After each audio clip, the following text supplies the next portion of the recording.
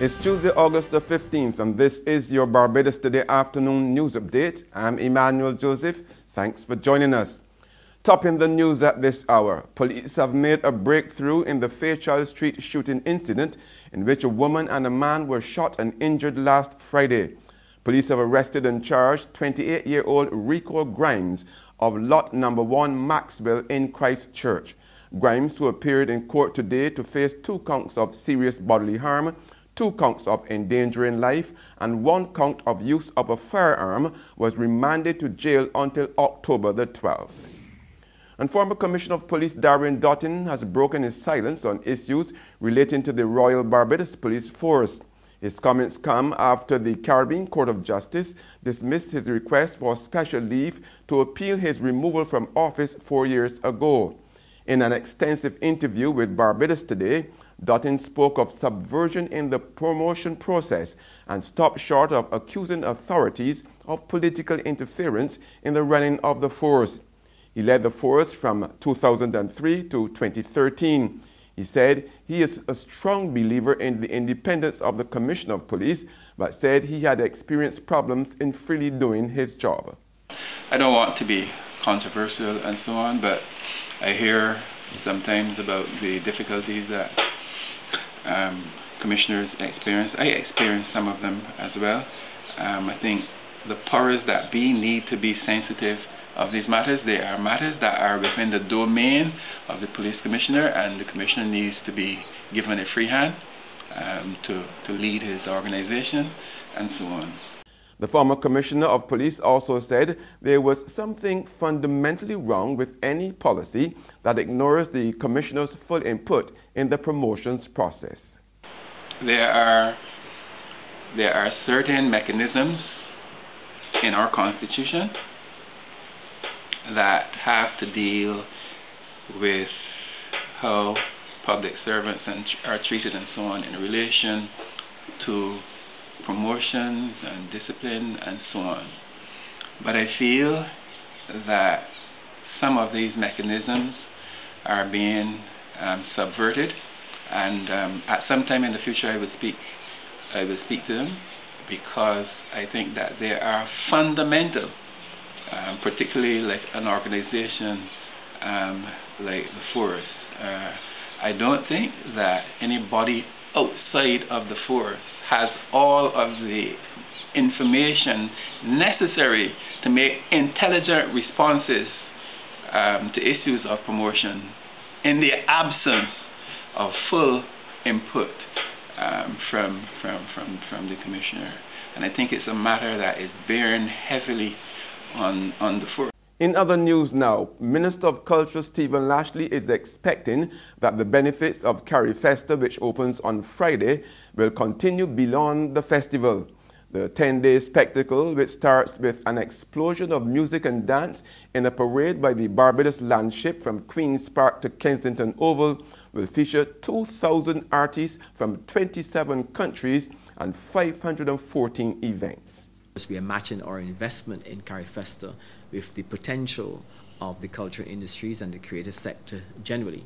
And therefore, even as we go through the Carifesta experience, we are planning for what happens after Carifesta. So the Grand Market and the invitation of those buyers from across the world is a key part of ensuring that those who are exhibiting from Barbados and the rest of the region can tap into key markets. And of course, we talk a lot about the need to grow foreign exchange, the need to translate the artistic talent of our people into revenue. Well, this is one of the first moves in that direction, where we want to be able to tap into our buyers and prepare, of course, our artistic developers for markets. Free at last. A Barbadian who had applied for refugee status in Canada was finally released from an immigration detention center yesterday after spending more than 4 years in a maximum security facility. But Justice Edwin Morgan, who ordered the release of Ricardo Scotland yesterday, was flabbergasted at the Barbadian's unwarranted detention. The judge said there was no real reason why Scotland should have been held, noting that he was caught in an endless circle of mistakes and unproven accusations. On being free, the Barbadian said his priority was to spend time with his family. I'm going to see my daughter, get a shower and talk to my family. That's enough for me. Just happy to be home, to go home to my family and my loved ones.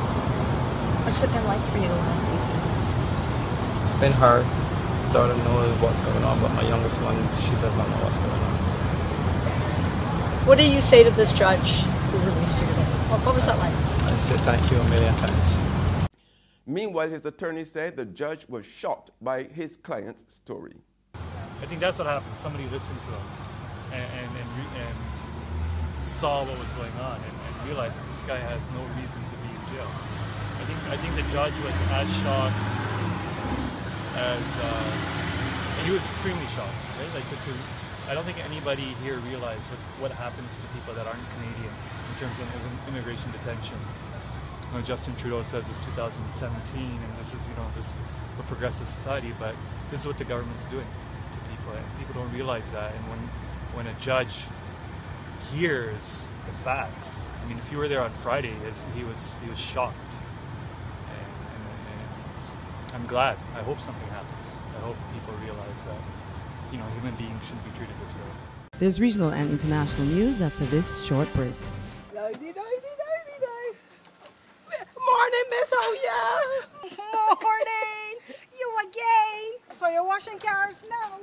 Well, I can't keep up with you at all. Yes, girl. You know they're going to provision to selling slow. And I don't sell nation newspapers at all because them don't sell. So I washing cars now. I like to get up before 8:30 because I can't take the hot sun. You want the car wash? No, not today. It clean. But you're going in very early though? Yeah, I just going early so I can read the Barbados today online before work starts. Right. But you can still let me clean the window for the $2. At least it's still cheaper than the nation newspaper. All right. I got a special boo here that I got it shining. Thank you. Enjoy your day here. You too. All right. What that paper is? She can see clearly when the dirt is gone. The Barbados Today, news you can trust.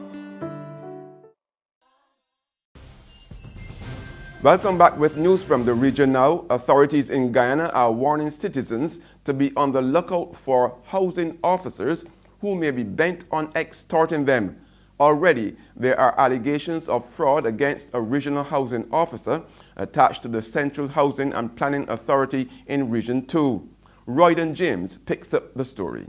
The Region 2 Pomeroon Supernam housing officer is said to be in the center of a fraud investigation. Speaking at a press briefing on Monday, Chief Executive of the Housing Authority, Mr. Leland Saul, explained that the official had allegedly sold a plot of land in the sum of $50,000 on behalf of the regional office. However, instead of issuing an official receipt to the applicant, a personal receipt was allegedly provided.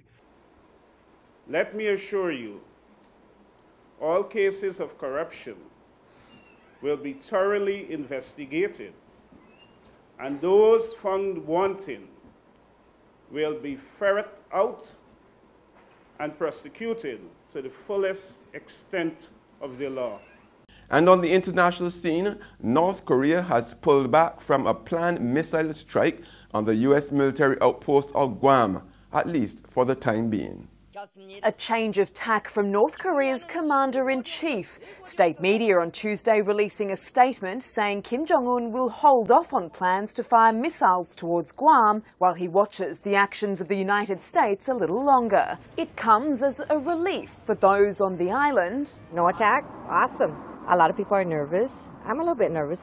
And possibly with good reason. Analysts tell Reuters no one should be fooled by Tuesday's announcement from Pyongyang, as Christine Kim explains. North Korean leader Kim Jong-un may look like he has a new strategy by holding off on the Guam plan for today, but the public should look closely into what North Korea has been saying. It said last week it would prepare a plan by mid-August before presenting them to Kim Jong-un, not act by then per se. So aside from the point that they're not going to act today, North Korea still has a meticulous plan in place. And that's news, but for the very latest, visit our website at www.barbadostoday.bb. Also subscribe to our e-paper, email updates, and like us on Facebook. We're also on Izumi Media in bus terminals, or screenplay at supermarkets and gas stations near you, as well as Mix 96.9 FM. I'm Emmanuel Joseph. Have a fantastic day.